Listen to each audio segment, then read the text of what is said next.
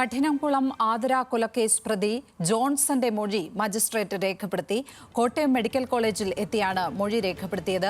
വിഷം കഴിച്ച് ജീവനൊടുക്കാൻ ശ്രമിച്ച ജോൺസൺ ചികിത്സയിൽ തുടരുകയാണ്. ഹോം നഴ്സായി ജോലി ചെയ്ത വീട്ടിൽ നിന്നുമാണ് ഇയാൾ ഇന്നലെ പിടിയിലായത്. ഗോകുൽ രമേശ് ചേരുന്നു വിശദാംശങ്ങളുമായി.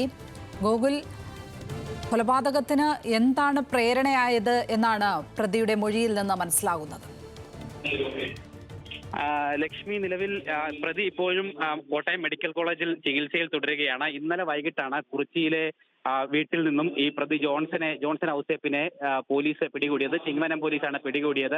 അതിനുശേഷം പ്രതി പോലീസിന് മൊഴി നൽകിയത് താൻ വിഷം കഴിച്ചിട്ടുണ്ട് എന്നാണ്. എലിവിഷം ഉള്ളിൽ ചെന്നിട്ടുണ്ട് എന്ന് പ്രതി പറഞ്ഞതിന്റെ അടിസ്ഥാനത്തിലാണ് അയാളെ കോട്ടയം മെഡിക്കൽ കോളേജിൽ ഇന്നലെ വൈകിട്ട് തന്നെ പ്രവേശിപ്പിച്ചത്. തുടർന്ന് 48 മണിക്കൂർ പ്രതിയെ ഒബ്സർവേഷനിൽ വെച്ചിരിക്കുകയാണ്. നിലവിൽ ഇപ്പോൾ മറ്റ് ആരോഗ്യ പ്രശ്നങ്ങളില്ല എന്നാണ് മെഡിക്കൽ കോളേജ് അധികൃതർ അറിയിച്ചിരിക്കുന്ന വിവരം. നിലവിൽ പ്രതിയെ വാർഡിലേക്ക് മാറ്റുകയും ചെയ്തിട്ടുണ്ട്. അതിനുശേഷം കഠിനംകുളം പോലീസ് മെഡിക്കൽ കോളേജിൽ എത്തിക്കൊണ്ട് ഇയാളുടെ വിശദമായിട്ടുള്ള മൊഴി രേഖപ്പെടുത്തിയിട്ടുണ്ടായിരുന്നു. അതിൽ അയാൾ പറയുന്നതനുസരിച്ച് നിലവിൽ ഈ ആതിരയെ കൊലപ്പെടുത്താൻ കാരണം തന്നോടൊപ്പം ഇറങ്ങി വരണമെന്ന് പലതവണ ആവശ്യപ്പെട്ടിരുന്നു. പക്ഷെ അതിന് കൂട്ടാക്കാത്തതിനെ തുടർന്നാണ് ഇത്തരത്തിൽ കൊലപാതകത്തിലേക്ക് തന്നെ നയിച്ചത് എന്നുള്ളതാണ് പ്രതി പോലീസിന് മൊഴി നൽകിയത്.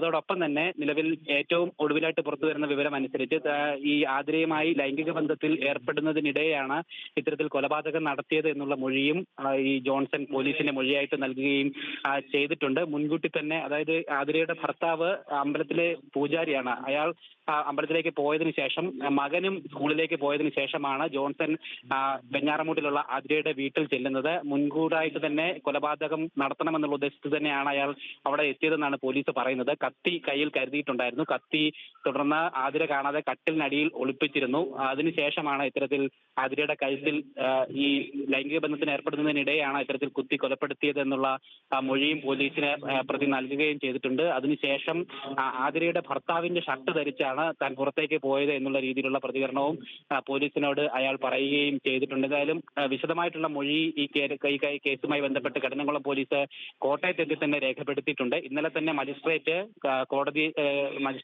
കോട്ടയം മെഡിക്കൽ കോളേജിൽ എത്തിക്കൊണ്ട് ഇതിനുള്ള അറസ്റ്റിനുള്ള തുടർ നടപടികൾ സ്വീകരിക്കുകയും ചെയ്തിട്ടുണ്ടായിരുന്നു. എന്തായാലും ഇനി 24 മണിക്കൂർ കൂടി അയാളെ ഒബ്സർവേഷനിൽ വെക്കേണ്ടതുണ്ട്. അതിനുശേഷം മാത്രമേ ആശുപത്രിയിൽ നിന്ന് ഡിസ്ചാർജ് ആവുകയുള്ളൂ. അതിനുശേഷമായിരിക്കും പ്രതിയെ കോട്ടയത്ത് നിന്ന് നേരെ കഠിനംകുളത്തേക്ക് കൊണ്ടുപോയതിനു ശേഷമായിരിക്കും തെളിവെടുപ്പ് അടക്കമുള്ള തുടർ നടപടികൾ നടത്തുക എന്നാണ് പോലീസ് അറിയിച്ചിരിക്കുന്നത്. ലക്ഷ്മി.